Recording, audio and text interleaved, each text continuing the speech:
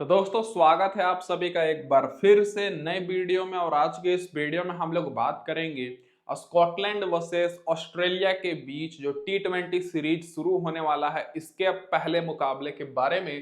तो दोस्तों बहुत ही कंफ्यूजन हो रही होगी आप सभी को टीम बनाते समय प्लेइंग 11 को लेकर, और क्या है पिच रिपोर्ट, और कौन सा ग्राउंड पर मुकाबला होगा, और कैप्टन और वाइस कैप्टन हमें किसे बनाना है। तो पूरी इन्फॉर्मेटिव वीडियो है, तो बिना वीडियो का स्किप किए पूरा देखिए ताकि आपको एक एक चीज अच्छे से समझ में आए। और इस वीडियो में हम लोग खास करके जानेंगे कि कैप्टन और वाइस कैप्टन किसे बनाना चाहिए और हेड टू हेड रिकॉर्ड में कौन से प्लेयर अच्छा परफॉर्मेंस करते हैं। तो गौर कीजिएगा दोस्तों, ये जो मुकाबला है ये 4 सितंबर को खेला जाएगा, जो कि दोस्तों शाम में 6 बजे से ये मुकाबला स्टार्ट हो जाएगा। ग्राउंड की बात करें तो दोस्तों ये मुकाबला ग्रेंज क्रिकेट क्लब एडिनबर्ग में खेला जाएगा, जो कि दोस्तों यहाँ पर उतने मुकाबले हुए नहीं हैं, जो कि स्कॉटलैंड का होम ग्राउंड है। तो डायरेक्ट बात कर लेते हैं अब इस ग्राउंड की पिच रिपोर्ट के ऊपर। तो दोस्तों ये जो ओवरऑल पिच रिपोर्ट यहाँ पर मैंने बताई है, इधर अगर आप लोग देखिएगा तो ग्राउंड का दोस्तों डिस्टेंस यहाँ पर है, बाउंड्रीज टोटल यहाँ पर T20 के 15 मुकाबले हुए हैं दोस्तों, जिसमें से पहले बैटिंग करने वाली टीम 11 बार जीती है, चेस करने वाली टीम 4 बार। तो इसे देखकर तो आपको अंदाजा हो गया होगा कि दोस्तों यहाँ पर टारगेट चेस करना बहुत ही ज्यादा मुश्किल है। तो जो भी टीम टॉस जीतेगी पहले हो सके बैटिंग करने का निर्णय ले। एवरेज स्कोर यहाँ पर 175 का है, मतलब साफ है कि जो टीम पहले बैटिंग कर रही है टारगेट लंबी दे रही है, और फिर चेस करते हुए टीम टारगेट चेस नहीं करने पा रही है। तो यहाँ पर बैट्समैन को भी मदद मिलते हुए दिख रही है।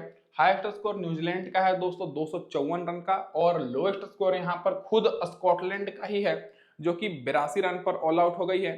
तो ये इनके लिए थोड़ा सा शर्मनाक बात है, क्योंकि ये इनका होम ग्राउंड है, और होम ग्राउंड पर जो भी टीम का लोएस्ट स्कोर होता है वो उनका परफॉर्मेंस उतना कुछ खास रहता नहीं है। और स्कोरिंग पैटर्न देखिएगा तो 15 मुकाबले में 4 बार यहाँ पर लो स्कोरिंग मैच हुआ है, 150 के नीचे 150 और 170 के बीच में 4 बार स्कोर बना है, 170 और 190 के बीच में 1 बार, और 190 के ऊपर दोस्तों यहाँ पर 6 बार स्कोर जा चुका है। तो ये हो गई ओवरऑल पिच रिपोर्ट। अब बाउंड्रीज का अगर डिस्टेंस देखा जाए तो दोस्तों यहाँ पर ज्यादा बड़ी बाउंड्रीज नहीं है, 60 मीटर और कहीं कहीं दोस्तों 70 मीटर है, वो दोस्तों लोगों का है। लेकिन दोस्तों इधर देखा जाए तो ज्यादा बड़ी बाउंड्रीज नहीं है, इसीलिए यहाँ पर हाई स्कोरिंग मैच हो रहा है। तो इस मुकाबले में भी आपको देखने को मिलेगा। अब इसके बाद डायरेक्ट बात कर लेते हैं जो पिछला 2 मुकाबला इस ग्राउंड पर T20 का खेला गया इसके स्टैट्स के ऊपर। तो दोस्तों जो पिछला मुकाबला हुआ है वो दोस्तों 2023 में हुआ था। स्कॉटलैंड ने पहले बैटिंग करते हुए 213 रन की टारगेट दी थी, और आयरलैंड 205 रन बना चुका था, लेकिन टारगेट चेज नहीं करने पाया। स्कॉटलैंड 8 विकेट से जीती, और इस मुकाबले में फास्ट बॉलर को 9 विकेट और स्पिनर्स को 5 विकेट मिली। मतलब यहाँ पर फास्ट बॉलर को थोड़ा ज्यादा मदद मिल रहा है। और उससे पहले जर्मनी यहाँ पर 141 रन का टारगेट दी थी, ऑल आउट हो गई थी, और इस टारगेट को इटली आसानी से चेस करके 4 विकेट जीता, जिसमें फास्ट बॉलर को 11 विकेट मिली और स्पिनर्स को 3 विकेट। तो पिछले दोनों मुकाबले में फास्ट बॉलर को तो ज्यादा मदद मिल रही है, लेकिन कहीं ना कहीं अगर स्ट्रॉन्ग टीम है तो दोस्तों हाई स्कोरिंग मैच देखने को मिलेगा। तो यहाँ पर मैं आपको क्लियर कट एक चीज ये बता दूं कि अगर ऑस्ट्रेलिया की टीम पहले बैटिंग करती है तब दोस्तों यहाँ पर आपको 200 के ऊपर स्कोर देखने को मिल सकता है, और अगर स्कॉटलैंड की टीम पहले बैटिंग करती है तो 150 के नीचे ही सिमट सकती है। तो ये क्लियर आपको दोस्तों शुरू से ही लेकर चलना है। और पिछला दोनों मुकाबले मिलाकर देखा जाए तो दोस्तों फास्ट बॉलर को यहाँ पर 20 विकेट मिली और स्पिनर्स को 8 विकेट। मतलब साफ है दोस्तों कि यहाँ पर फास्ट बॉलर को मदद मिल रही है।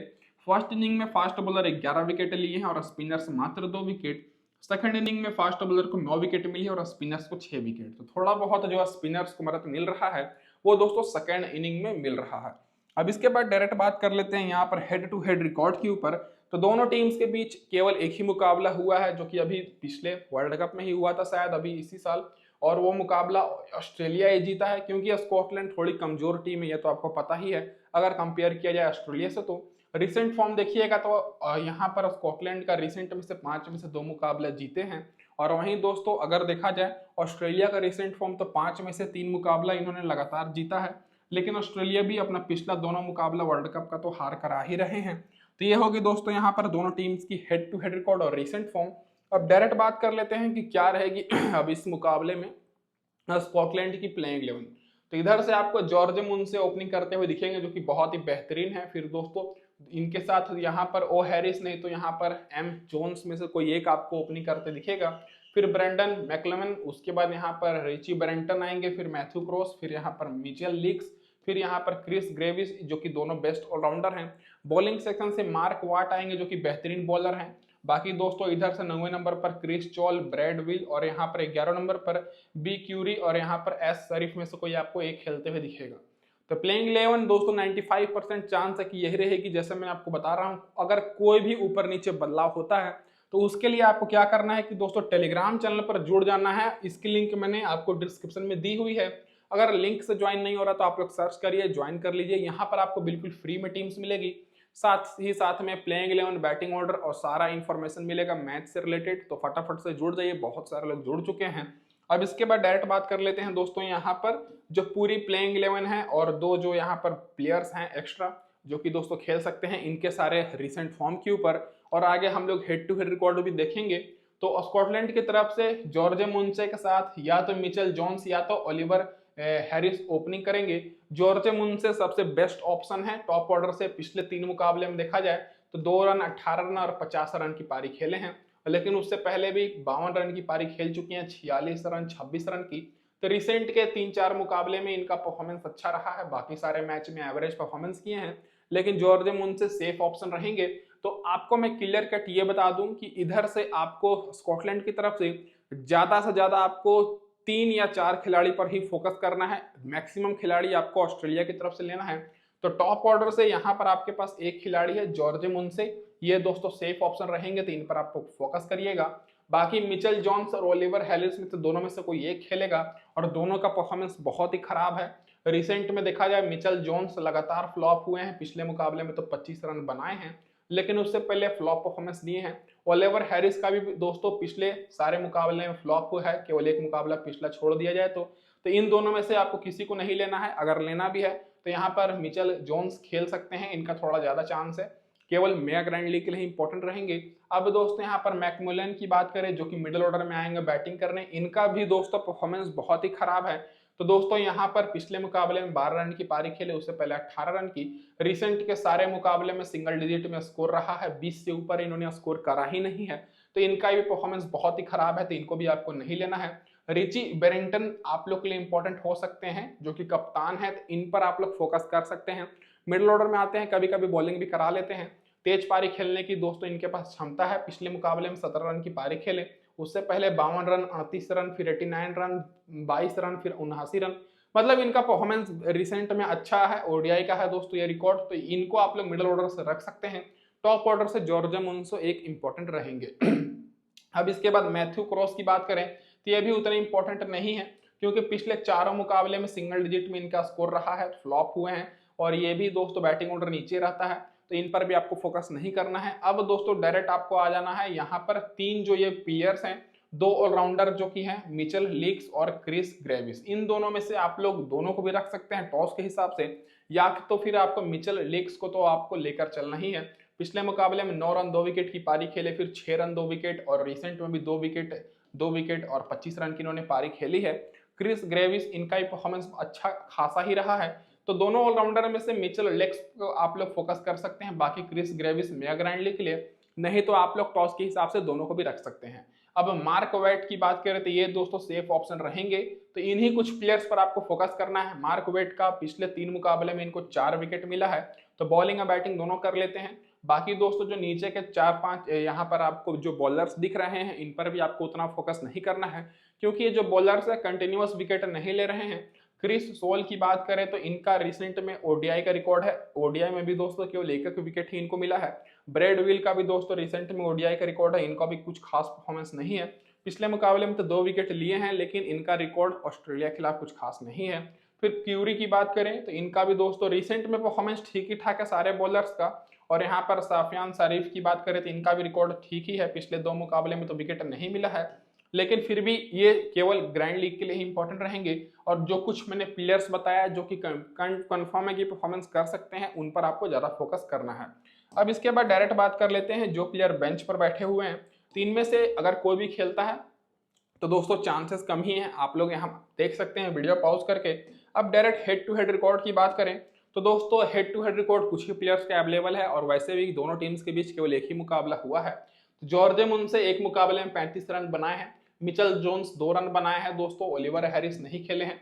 मैकमिलन 60 रन बनाए हैं, तो ये आप लोग के लिए इंपॉर्टेंट रहेंगे। बैरिंगटन 42 रन बनाए हैं, तो मिडिल ऑर्डर से इन दोनों पर आप लोग फोकस कर सकते हैं, और टॉप ऑर्डर से जॉर्ज मुंसे के ऊपर। और अगर दोस्तों स्कॉटलैंड की टीम टॉस जीतती है तब आप लोग टॉप ऑर्डर से इन तीनों को भी रख सकते हैं। मैथ्यू क्रॉस 18 रन एक ही मुकाबले में, लिक्स 5 रन और क्रिस ग्रेविस 9 रन, विकेट दोनों को नहीं मिला है। फिर मार्क वेट को दोस्तों एक मुकाबले में 2 विकेट मिला है। तो जैसा कि मैंने आपको बताया बॉलिंग से ये इंपॉर्टेंट रहेंगे। क्रिस सोल को दोस्तों विकेट लेस रहे हैं। ब्रैडविल का दोस्तों एक मुकाबले में 1 विकेट, और यहाँ पर शान शरीफ एक मुकाबले में 2 विकेट। तो ये है दोस्तों यहाँ पर हेड टू हेड रिकॉर्ड्स। अब इसके बाद डायरेक्ट बात कर लेते हैं कि क्या रहेगी अब ऑस्ट्रेलिया की प्लेइंग 11। तो दोस्तों इधर से आपको ट्रेविस हेड के साथ जैसा फ्रेशर मैकगुर्क आपको ओपनिंग करते दिखेंगे, और दोनों बहुत ही तेज बल्लेबाज हैं, और अगर टिक जाएंगे तो बहुत ही जल्दी इन्होंने टारगेट भी चेस कर लेंगे। और अगर पहले बैटिंग करेगी ऑस्ट्रेलिया की टीम तो 250 के ऊपर भी स्कोर जा सकता है। फिर आएंगे कप्तान मिचेल मार्श, फिर Josh Inglis, Marcus Stoinis, Cameron Green, Tim David, फिर Adam Zampa, Riley Meredith, Nathan Ellis और सीन एबोट। तो ये दोस्तों प्लेइंग 11 है। अगर कोई भी बदलाव होगा तो बॉलिंग से हो सकता है, तो मैं आपको टेलीग्राम पर अपडेट करूंगा, तो फटाफट से टेलीग्राम चैनल पर आप लोग ज्वाइन कर लीजिए। अब दोस्तों इसके बाद डायरेक्ट बात कर लेते हैं इन सारे प्लेयर्स के रिसेंट परफॉर्मेंस के ऊपर। तो सबसे पहले अगर आप लोग ओपनर्स पर नजर डालिएगा तो ट्रेविस हेड रिसेंट में दोस्तों टी20 लीग जो खेल कर आ रहे हैं, पिछले मुकाबले में मात्र 9 रन की पारी खेले हैं, लेकिन उससे पहले 77 run, 56 run, 53 run, 54 run, 54 run, फिर 76 रन। तो लगभग रिसेंट में इनका हर मुकाबले में अर्धशतकीय पारी है। तो ट्रेविस हेड दोस्तों सेफ ऑप्शन रहेंगे, तो इन पर आपको फोकस करना है। और यहाँ पर मैकगुर्क भी सेफ ऑप्शन रहेंगे क्योंकि बहुत ही तेज पारी खेलते हैं। रिसेंट में तो दोस्तों 20 रन से ऊपर इन्होंने एक भी मुकाबले में स्कोर नहीं किया है, लेकिन ज्यादा पहले एक मुकाबले में 50 रन की पारी खेले हैं। लेकिन स्कॉटलैंड के खिलाफ अच्छा परफॉर्मेंस कर सकते हैं क्योंकि ग्राउंड उतना बड़ा भी नहीं है। तो मैकगुर्क को आप लोग लेना चाहते हैं तो रख सकते हैं, लेकिन रिसेंट फॉर्म उतना खास नहीं है। पिछले मुकाबले में भी मात्र 3 रन ही बनाने पाए हैं। तो मैकगुर्क को आप लोग ड्रॉप कर सकते हैं जब स्कॉटलैंड की टीम टॉस जीते, या फिर स्कॉटलैंड दोस्तों यहाँ पर जैसा भी होगा सिचुएशन के हिसाब से मैं टेलीग्राम पर अपडेट करूंगा। हालांकि सेफ ऑप्शन ही रहेंगे, लेकिन आप लोग इनके ऊपर रिस्क ले सकते हैं। बाकी मिचेल मार्श बॉलिंग तो करा नहीं रहे हैं, लेकिन फिर भी सेफ ऑप्शन ही रहेंगे क्योंकि पिछले मुकाबले में 37 रन की पारी खेले हैं। रिसेंट में लगातार 3 मुकाबले में फ्लॉप हुए हैं, फिर उससे पहले 18 रन, 35 रन, 14 रन, फिर एक मुकाबले में इनको विकेट भी मिला है। तो मिचेल मार्श ऑलराउंडर हैं, कभी कभी बैटिंग और बॉलिंग दोनों कर लेते हैं, या तो फिर बैटिंग तो करेंगे ही फर्स्ट डाउन, और कप्तान भी है तो कप्तानी पारी तो खेलेंगे ही। और इस सीरीज में कंफर्म है कि दोस्तों ऑस्ट्रेलिया ही जीतेगी, या तो 2-1 से जीते या तो 3-0 से जीते। तो यहाँ पर दोस्तों टॉप के तीनों प्लेयर्स इंपॉर्टेंट रहेंगे। अगर ऑस्ट्रेलिया पहले बैटिंग करती है तब आप लोग यहाँ पर जॉस इंग्लिश को भी रख सकते हैं, लेकिन टारगेट को चेस करते समय जॉस इंग्लिश को आपको नहीं रखना है। आपको केवल टॉप के 3 प्लेयर्स पर ही फोकस करना है। जॉस इंग्लिश को आपको क्यों नहीं रखना है, क्योंकि हो सके टारगेट अगर ऑस्ट्रेलिया चेस करे तो ज्यादा बड़ी टारगेट ना हो, तो टॉप ऑर्डर के प्लेयर्स ही टारगेट चेस कर दें। और अगर पहले बैटिंग करती है तब तो दोस्तों खुलकर खेलेंगे, क्योंकि तब 200-250 के भी स्कोर कर सकते हैं, तब जॉस इंग्लिश को मौका मिल सकता है। और पिछले मुकाबले में जॉस इंग्लिश 18 रन, फिर 37 रन, 45 रन, मतलब परफॉर्मेंस अच्छा है, लेकिन टॉस के हिसाब से ये इंपॉर्टेंट रहेंगे। बाकी मार्कस स्टोनिस और कैमरन ग्रीन, इन दोनों को भी आपको टॉस के हिसाब से रखना है, लेकिन ये दोनों बॉलिंग कराएंगे, इसीलिए आप लोग इनको रख भी सकते हैं। मार्कस स्टोनिस बहुत ही अच्छे फॉर्म में है। रिसेंट में 57 run 3 wicket, 36 run 1 wicket, 39 run 1 wicket, पिछले मुकाबले में 1 रन 1 विकेट की पारी खेले हैं। कैमरन ग्रीन भी अच्छे फॉर्म में, 27 run 1 wicket, 38 run 1 wicket, 32 run 1 wicket, 46 run. और दोनों का दोस्तों ये टी20 का रिकॉर्ड है, तो दोनों ऑलराउंडर्स बेहतरीन फॉर्म में हैं। तो टॉप के 3 ओपनर्स, फिर दोनों ऑलराउंडर्स पर फोकस करना है। टीम डेविड पर भी आपको नहीं फोकस करना है क्योंकि बैटिंग बहुत ही ज्यादा नीचे है। बॉलिंग सेक्शन से अगर ऑस्ट्रेलिया की टीम टॉस जीतती है तो दोस्तों अगर पहले बॉलिंग कराती है तब आप लोग सारे बॉलर्स को रख सकते हैं। एडम जेम्पा ज्यादा इंपॉर्टेंट रहेंगे कैप्टन और वाइस कैप्टन के लिए, क्योंकि स्पिन बहुत ही अच्छा कराते हैं। पिछले मुकाबले में 2 विकेट मिली है, उससे पहले 4 wicket, 2 wicket, 3 wicket, 3-3 wicket. The 100 matches में भी इन्होंने अच्छा परफॉर्मेंस किया है। फिर नाथन हिल्स का भी रिकॉर्ड ठीक ही ठाक है। फिर सीने बोट का भी अच्छा है, 4 विकेट लिए हैं, फिर 4 विकेट। और रेली मेरेदिथ भी दोस्तों खेल सकते हैं, नहीं भी इनका दोस्तों रिसेंट में उतना खास रिकॉर्ड नहीं है, तो आप लोग चाहें तो रेली मेरेदिथ को ड्रॉप कर सकते हैं, लेकिन बाकी 3 बॉलर्स को तो आपको लेना ही लेना है। तो आपको मैक्सिमम प्लेयर ऑस्ट्रेलिया की तरफ से फोकस करना है दोस्तों इस मुकाबले में, तभी दोस्तों आपका मतलब एक्स्ट्रा पॉइंट्स रहेगा। अब इधर से बात करें तो ऑरन हैरडी खेल सकते हैं, जो कि बेहतरीन ऑलराउंडर हैं, तो इनका भी परफॉर्मेंस अच्छा है। अब इसके बाद डायरेक्ट बात कर लेते हैं हेड टू हेड रिकॉर्ड के ऊपर। तो ऑस्ट्रेलिया की तरफ से भी केवल एक ही मैचेस तो खेले हैं, तो ज्यादा प्लेयर्स के हेड टू हेड रिकॉर्ड नहीं है। ट्रेविस हेड एक मुकाबले में 68 रन बनाए हैं, फिर मिचेल मार्श का 8 का ही एवरेज है। मार्कस स्टोनिस 59 रन बनाए हैं एक मुकाबले में, टीम डेविड 2 मुकाबले में 25 रन। फिर बाकी एडम जेम्पा का देखा जाए और नाथन हिल्स का तो एक विकेट इनको मिला है। तो ये है दोस्तों यहाँ पर head to head record Australia team का और स्कॉटलैंड के खिलाफ। अब इसके बाद डायरेक्ट बात कर लेते हैं दोस्तों यहाँ पर क्या रहेगी अब हमारी टीम कॉम्बिनेशन। तो ये रहेगी दोस्तों यहाँ पर हमारी फाइनल टीम कॉम्बिनेशन जो कि मैंने बनाई है पूरे दोस्तों स्टैट्स के बेसिस पर और जिस हिसाब से परफॉर्मेंस हो सकता है। अगर दोस्तों ऑस्ट्रेलिया की टीम पहले बैटिंग करती है तब पर भी ये टीम बेहतरीन रहेगी और चेस करते समय केवल एक बदलाव कर सकते हैं जो कि मैं आपको टेलीग्राम पर अपडेट करूंगा। कप्तान हमारे ट्रेविस हेड रहेंगे, वाइस कप्तान मैंने एडम जेम्पा को बनाया है क्योंकि एडम जेम्पा के ऊपर कम लोग फोकस कर रहे हैं, लेकिन द 100 मेंस के मैचेस में इनका परफॉर्मेंस अच्छा था। बाकी दोस्तों मैंने मिचेल मार्श और इधर से मैकगुर को लिया हुआ है और ऑलराउंडर सेक्शन से मार्कस स्टोनिस, कैमरन ग्रीन और इधर से एम्ब्लिक्स के साथ मैं जा रहा हूँ।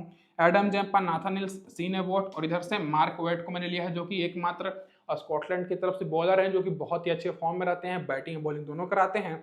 और दोस्तों विकेट कीपर से मैंने जॉर्ज मुंशी को रखा है जो कि एक्सपीरियंस वाले खिलाड़ी हैं और हेड टू हेड में भी रिकॉर्ड अच्छा है।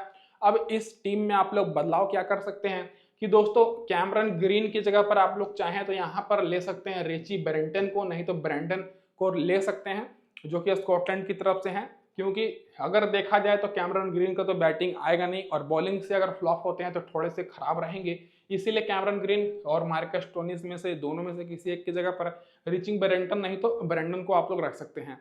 तो दोस्तों इस वीडियो में बस इतना ही। वीडियो देखने के लिए आप सभी का बहुत बहुत धन्यवाद।